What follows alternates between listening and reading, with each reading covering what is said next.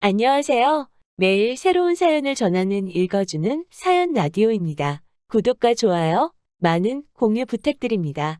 오늘의 사연 시작하겠습니다. 안녕하세요. 결혼한 지 이제 1년 된 30대 중반 가정주부예요. 정말이지 이런 문제로 시부모님과 갈등을 겪게 될 줄은 꿈에도 생각하지 못했네요. 남편과 저는 직장 동료의 소개로 만난 사이예요. 저는 보험회사 회계팀에서 근무하고 있었는데 직업 특성상 대부분의 동료들이 여자였어요. 게다가 학교도 여고, 여대를 졸업한지라 주변에 정말 남자가 없었거든요. 그런 저를 안타깝게 여긴 상사가 자기가 아끼는 동생이라며 소개해준 사람이 지금의 남편이에요. 사실 남편을 처음 만났을 때는 재미없는 사람이라고 생각했는데 그건 남편이 연애 경험이 없어서 그랬던 거더라고요.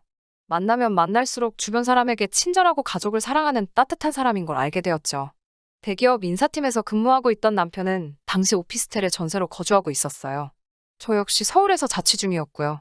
사실 저는 경기도에 대출을 끼고 사놓은 아파트가 한 채 있긴 했어요.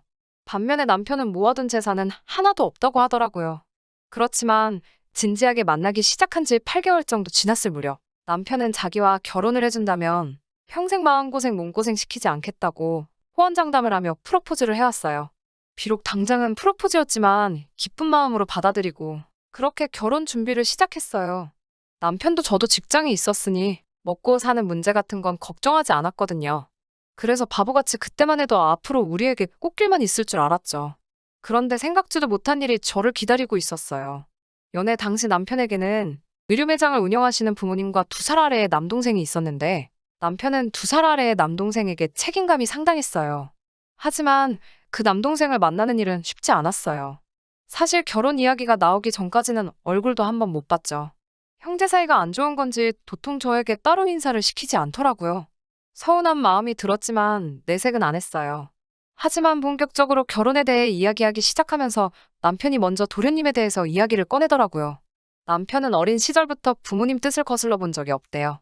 맞벌이하는 부모님 밑에서 동생을 챙기며 사춘기도 못 느낄 만큼 열심히 공부하고 친구들과 사이좋게 지내는 착한 아들로 컸다고 하더라고요.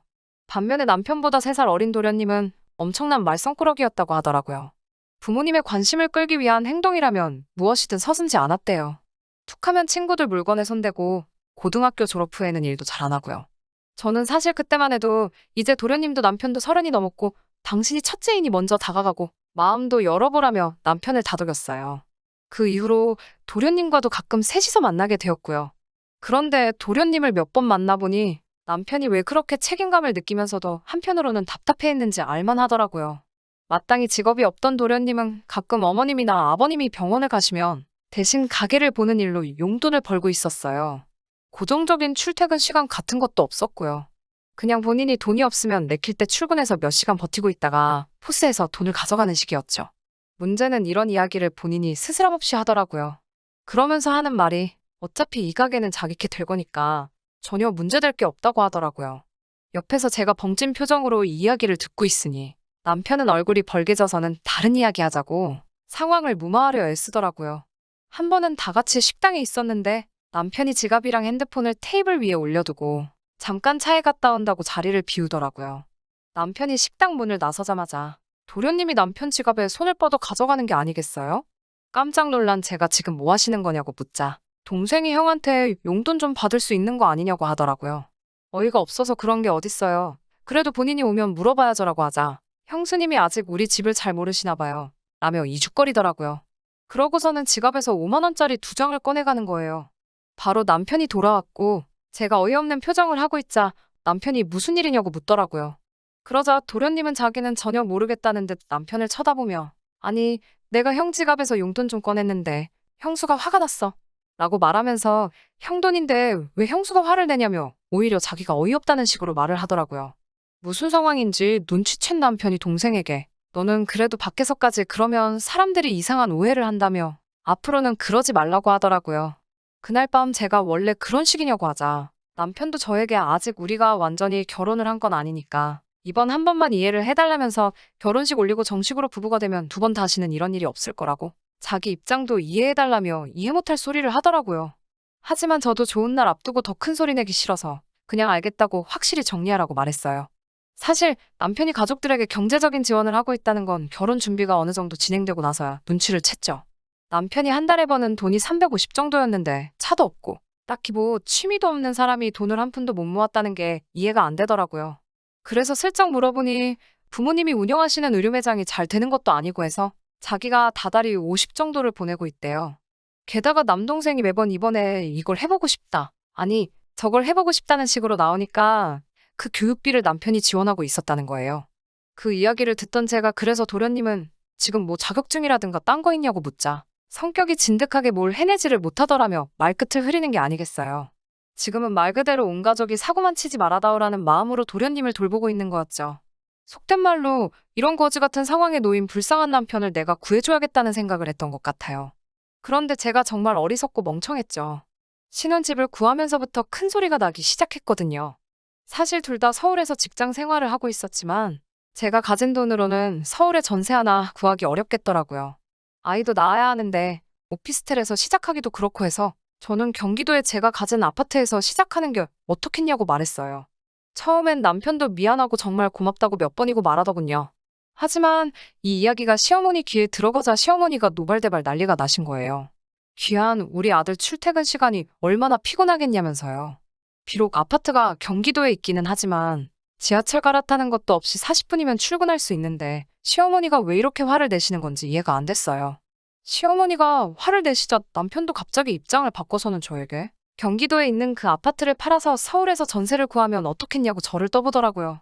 제가 그건 안 된다고 가차없이 거절해버리자 시어머니가 그럼 본인이 돈을 보태주겠다고 나오시더군요. 근데 그 금액이 3천만 원이었어요. 3억도 아니고 3천이 집을 구하는데 무슨 보탬이 되나요? 그래서 제가 돈도 필요 없고 그럼 남편 지금 사는 오피스텔에서 시작하겠다고 했어요. 시어머니는 그러자 또 그렇게 작은 오피스텔에 성인들이 어떻게 사냐고 화를 내시더라고요. 그런데 어머님이 화를 내신 데에는 정말 생각지도 못한 이유가 있었어요. 어머님은 도련님을 저희 집으로 보내실 생각이었던 거죠.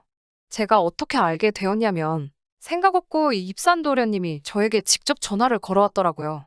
회사에서 막 퇴근하던 찰나였는데 벌써 취기가 오른 도련님은 제게 전화를 걸어서는 계속 형이 사는 오피스텔은 크기가 어떻고 화장실이 저떻고라며 혼자 주절거리더라고요.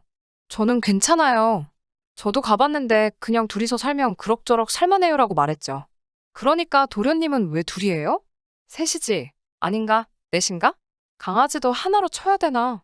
나 강아지도 키우고 싶은데 라고 하는 게 아니겠어요? 저는 처음에 뭔 소린가 싶고 장난치나 싶기도 해서 왜요? 도련님도 오시려고요? 라며 웃었더니 그러면 이제 저도 서울 가서 살아야죠. 나처럼 큰 물고기가 큰 물에서 놀아야지 안 그래요? 라며 웃더라고요. 저는 속으로 이게 미쳤나? 진짜로 하는 말이야? 아니면 나한테 시비 거는 건가? 하는 생각도 들고 도저히 분간이 안 돼서 전화를 끊고 바로 남편에게 전화를 걸었죠. 남편에게 방금 통화 내용을 읊으니 몇 초간 아무 말도 못하더라고요. 저는 왜 말이 없냐고 다시 물었고 그러자 남편은 나지막히 미안하다고 하는 게 아니겠어요? 그래서 제가 도련님이랑 같이 살 생각이었냐고 소리를 질렀어요. 그러자 남편은 자기가 지금 중간에서 열심히 수습 중이라면서 순전히 어머님과 도련님의 생각일 뿐 자긴 조금도 그럴 마음이 없다고 그냥 모르는 척하라고 하더라고요. 정말 분하고 열받아서 당장이라도 도련님한테 욕을 해주고 싶었지만 남편 입장 생각해서 남편 말대로 아무것도 모르는 척하고 경기도로 이사갈 준비를 시작했어요. 그러자 어머님이 저더러 너는 시어머니 말을 귓등으로도 안 듣냐며 괘씸하다고 하시더라고요. 도대체 어른 알기를 뭐로 아냐면서요. 그러면서 저더러 매정하다고 이제 다 한 가족인데 네 동생이다 생각하면 그럴 수 있겠냐며 저를 나쁜 사람으로 만드시더군요. 사실 이때 결혼판을 엎을까 싶었지만 사실 저는 부모님이 안 계시거든요. 그래서 정말 제 가족이 가지고 싶었고요. 남편과 헤어지고 다른 사람과 다시 미래를 계획한다는 게 상상만으로도 너무 괴롭고 자신이 없더라고요. 그래서 남편 하나만 보고 살면 된다는 마음으로 꾹 참았어요. 적어도 남편은 계속해서 저에게 미안하다 고맙다 했으니까요. 우여곡절 끝에 결혼식을 마치고 결국엔 원래 계획했던 대로 제 아파트에서 신혼생활을 시작했어요. 남편은 모아둔 돈은 없었지만 결혼 이후에는 약속한 대로 시댁에 드리는 용돈도 삼심으로 줄이고 도련님에게 들어가던 소위 교육비도 일체 지원하지 않기 시작했어요. 당연히 또 난리가 났지요. 하지만 저는 그때마다 앞으로 태어날 아이를 위해서는 어쩔 수 없다는 자세로 버텼습니다. 사실 남편이 무조건 제 편이었던 건 아니에요. 가끔은 저를 설득하려고도 하더라고요. 이번 달만 좀 더 해드릴 순 없겠냐? 동생이 이번엔 정말로 한번 도전해보고 싶다는데 어떻게 안 되겠냐는 식으로요. 저도 사람이니 마음이 흔들린 적도 있었고 그럴 땐 한두 번 오케이를 하기도 했었는데 지금 생각해보면 그러지도 말았어야 했어요. 결혼 후 얼마 지나지 않아 아버님의 생신이었어요. 아버님 생신 축하를 위해 음식과 선물을 가지고 시댁으로 갔네요. 원래는 음식을 준비하려고 했는데 어머님이 음식 해올 필요 없다며 남자 지갑하고 벨트를 좀 사오라고 하시더라고요. 아버님이 하시기엔 조금 젊고 비싼 브랜드라야 했지만 그래도 준비해서 갔어요. 그리고 음식은 해오지 말라 하셨지만 그래도 도리가 아닌 것 같아서 미역국, 불고기 그리고 잡채를 준비해 갔고요. 저희가 도착하고 얼마 지나지 않아 짜장면하고 탕수육 같은 중화요리들이 배달되더라고요. 제가 해간 음식들하고 중화요리를 차려놓고 아버님 생신 축하를 했지요. 아버님은 모처럼 생일날 미역국을 먹어본다며 너무 좋아하시더라고요. 근데 막상 선물을 꺼내놓으니 아버님보다 도련님이 더 좋아하더군요. 그제서야 알겠더라고요. 준비하라고 한 선물은 아버님이 갖고 싶은 게 아니라 도련님이 갖고 싶은 걸 말씀하셨다는 사실을요. 그렇지만 제가 뭐라고 말을 하겠어요. 괜히 아버님이 짠해서 집에 오기 전에 아버님 지갑에 20만 원을 넣어놓고 왔네요. 그런데 정말 어머님과 도련님이 이런 계획까지 세우실 줄은 상상도 못했네요. 아버님 생신이 지나고 며칠 뒤 어머님과 도련님이 저희 집에 연락도 없이 왔더라고요. 남편은 야근이라 집에 없었고 저만 혼자 있었고요. 도련님은 집안을 어슬렁거리며 이방저방 들락날락하면서 냉장고도 괜히 한번 열었다 닫았다 하면서 정신을 쏙 빼놓고 있었어요. 그 와중에 어머님이 갑자기 제 손을 붙들고선 요즘 젊은 사람들이 얼마나 힘들게 사는지 안다면서 그래도 첫째랑 너랑 이렇게 살아주니 든든하다고 말씀하시더라고요. 그러시면서 도련님을 보시며 이제 저놈만 자리를 잡으면 자기는 죽어도 여한이 없다면서 한숨을 몇 번이고 내쉬었습니다. 그러면서 저에게 사실 둘째가 식당을 차리고 싶단다라며 오늘 띄우시더라고요. 제가 아는 한 도련님은 자기 손으로 라면도 끓여본 적이 없거든요. 그런데 무슨 식당을 한다는 건지 기가 차서 말도 안 나오더라고요. 귀에 이어지는 어머님의 말씀은 더 가관이었어요. 1억만 있으면 저기 장사 잘 되는 가게를 인수할 수 있다면서 저더러 지금 사는 아파트를 담보로 1억만 대출을 받으라는 거예요. 그래서 어머님께 지금도 이미 대출 갚으며 사는 중이라 추가로 받을 수가 없다고 죄송하다고 했어요. 그러자 어머님은 화가 나셨는지 정색을 하시며 저를 노려보시다가 알겠다며 자리에서 일어나셨어요. 도련님은 실실 웃으면서 진짜 향수 정 떨어진다며 우리 집 소파를 발로 툭 차고 나가더라고요. 그런 둘의 모습에 어이도 없고 화도 났지만 한편으로는 차라리 잘 됐다는 생각이 들더라고요. 그런데 그날 밤 저는 충격적인 사실을 알아챘어요. 저를 키워주신 외할머니께서 돌아가시기 전 제게 물려주신 노란 금반지가 감쪽같이 사라졌더라고요. 노랗고 촌스럽지만 할머니가 주신 거라 일부러 할머니 사진이랑 같이 제 방 화장대 위에 항상 올려놓고 바라만 보거든요. 그런데 그 반지가 없어진 거예요. 당연히 난리가 났죠. 온 집안을 쥐잡듯 뒤져도 보이질 않으니 눈물이 다 나더라고요. 그러다 도련님이 생각이 났어요. 거실에도 화장실이 있는데 굳이 안방 화장실을 쓰겠다며 들어갔던 도련님이 아무래도 의심스럽더라고요. 저는 그 길로 바로 시댁으로 쫓아갔어요. 집에는 아버님이 계셨고 상황을 모르시는 아버님은 이 밤중에 웬일이냐며 일단 들어오라고 하시더군요. 그때 방에서 어머님과 도련님이 나오며 저를 보더니 흠칫 당황하는 게 느껴졌어요. 저는 신발도 안 벗고 쫓아들어가 그 둘의 손을 낚아챘어요. 설마 끼고 있겠냐 싶었지만 본능적으로 그렇게 되더라고요. 아니 근데 정말 이런 모질이가 세상에 또 있나 싶게 도련님은 새끼손가락에 떡하니 제 반지를 끼고 있었어요. 제가 이거 내놓으라고 어떻게 도둑질을 하냐고 악을 쓰니까 도련님이 저더러 미친 거 아니냐면서 이거 자기가 길에서 주운 거라며 지금 뭐 하는 짓이냐며 되려 화를 내더라고요. 그게 말이 되냐고요. 저는 그 말이 어이가 없고 화가 나서 자리에 주저앉아 엉엉 울기 시작했어요. 반지가 제 건데 어떻게 증명을 해야 할지 모르겠더라고요. 그래서 그냥 주저앉아 엉엉 울면서 남편한테 전화를 했어요. 그러자 남편이 당장 오겠다더군요. 아버님은 어머님을 노려보며 당신 뭐 하는 거 있냐고 묻자 어머님은 날카롭게 당신 지금 나하고 둘째를 의심하는 거냐며 저더러 머리가 어떻게 된 거 아니냐고 하더군요. 하지만 아버님은 뭔가 짚히는 게 있으셨는지 저더러 울지 말라며 어떻게 된 일인지 이야기해보라고 하셨어요.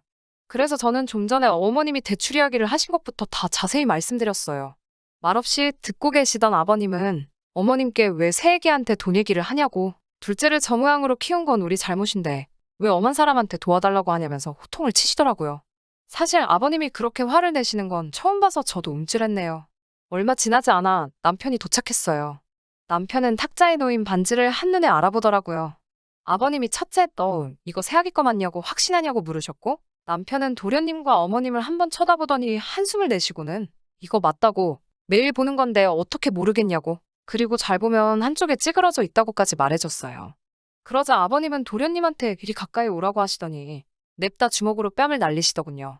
아버님은 왕년에는 복싱을 취미로 하셨는데 어깨를 다치신 이후론 쉬고 계셨거든요. 도련님은 벌개진 뺨을 부여잡고는 어머님을 쳐다보고 있었어요. 아버님은 그런 도련님을 이번엔 발로 걷어차시고는 차라리 집에서 나가라고 고함을 치셨어요. 그러더니 아버님이 이번엔 제 앞에 무릎을 꿇으시곤 자식을 잘못 키운 죄라며 제 마음이 풀릴 수만 있다면 뭐가 됐든 마음대로 하라고 하시는 거예요.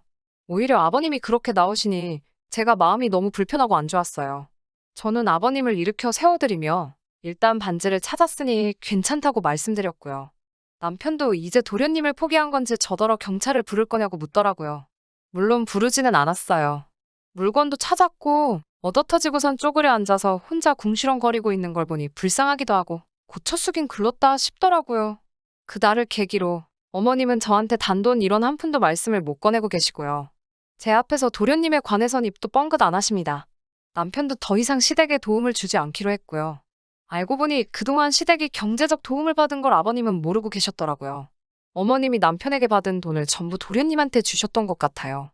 저희 부부는 가끔 아버님만 밖에서 뵈며 지내고 있어요. 가끔 식사도 하고 좋은 곳도 모시고 가고 잘 지내고 있어요. 그리고 얼마 전에는 아버님이 제 생일에 선물이라며 금팔찌도 선물로 주셨는데 정말 감동이었어요. 도련님은 여전히 구제불능인 것 같지만 이제 제가 사랑하는 사람들과 행복하게 잘 살고 싶은 생각뿐이 없네요. 긴 이야기 들어주셔서 감사합니다. 오늘의 사연은 여기까지입니다. 구독과 좋아요, 알람 설정해주시면 앞으로 더 좋은 사연으로 찾아오겠습니다. 감사합니다.